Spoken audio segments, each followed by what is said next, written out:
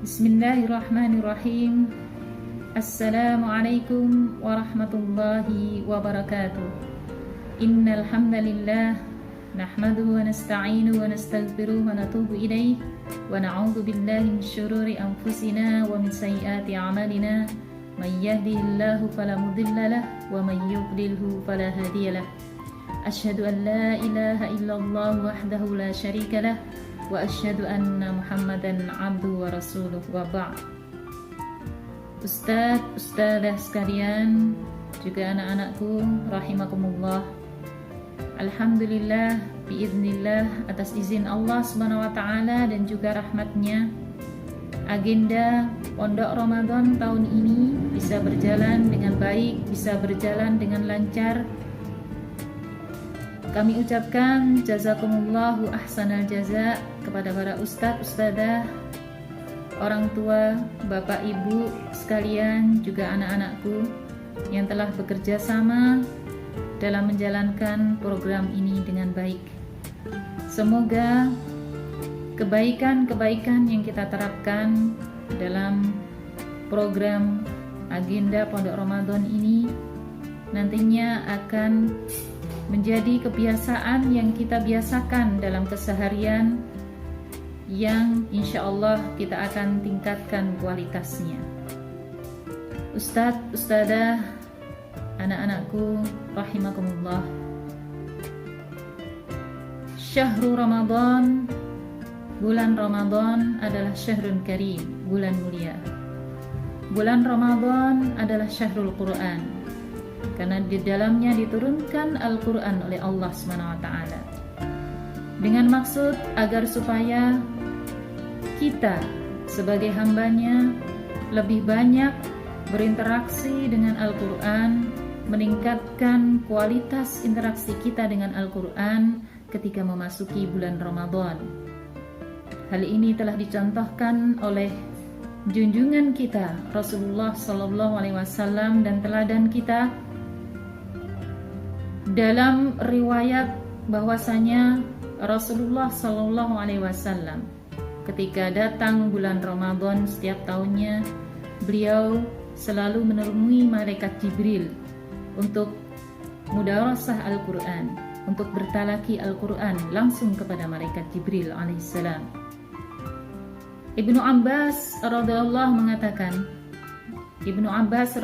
anhu mengatakan bahwasanya Rasulullah SAW adalah orang yang paling dermawan, dan kedermawanan beliau lebih terlihat ketika beliau bertalaki Al-Quran kepada malaikat Jibril pada malam bulan Ramadan. Hadis riwayat Bukhari. Dari hadis ini kita bisa simpulkan bahwasanya Rasulullah SAW sungguh telah melakukan mujahadah, telah melakukan kesungguhan dalam belajar Al-Quran, dalam berinteraksi dengan Al-Quran pada bulan Ramadan. Dari hadis tersebut juga bisa kita simpulkan bahwasanya membaca Al-Quran paling utama adalah pada malam hari, sebagaimana yang Rasulullah lakukan ketika bertalaki Al-Quran kepada malaikat Jibril alaihissalam. Hal tersebut senada dengan hadis Ahmad, yang mana Rasulullah SAW bersabda, "As-siyam wal Quran yashfa'ani lil 'abdi yaumal qiyamah." Puasa dan Al-Quran nantinya akan menjadi syafaat bagi hamba pada hari kiamat.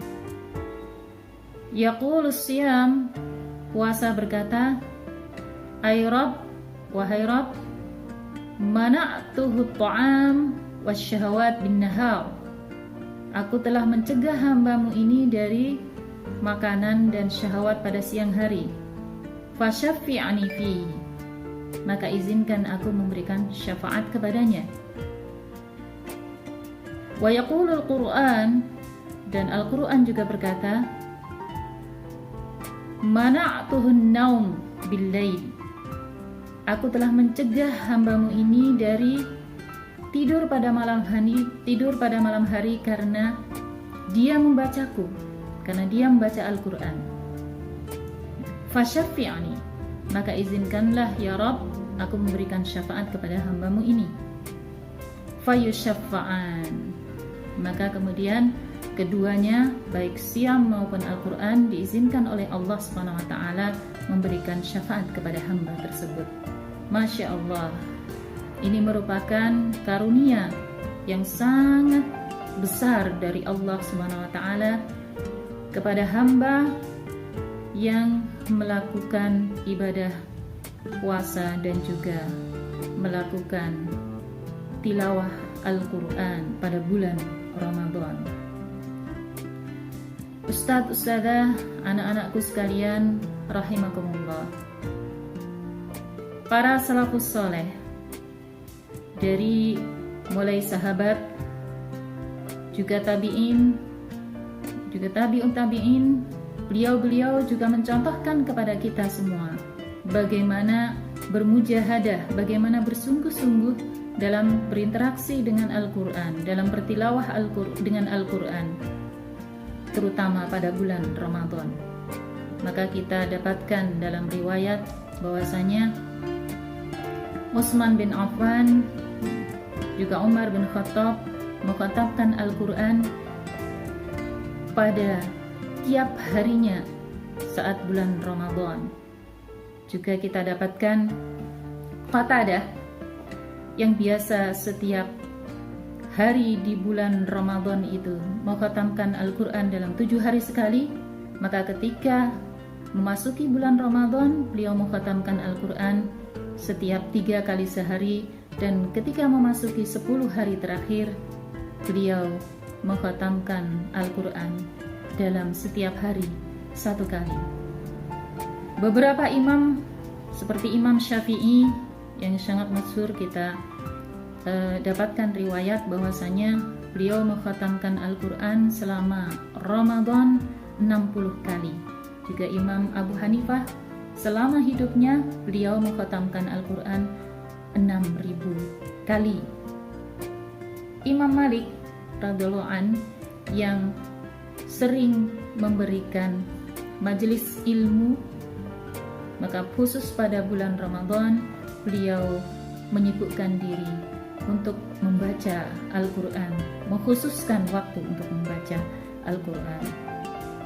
Ustadz, ustadzah, anak-anakku sekalian rahimakumullah, semoga kita diberikan kemudahan oleh Allah SWT dalam berinteraksi dengan Al-Quran, terutama pada bulan Ramadan ini, bulan yang penuh keberkahan, wabil khusus pada 10 malam terakhir pada bulan Ramadan.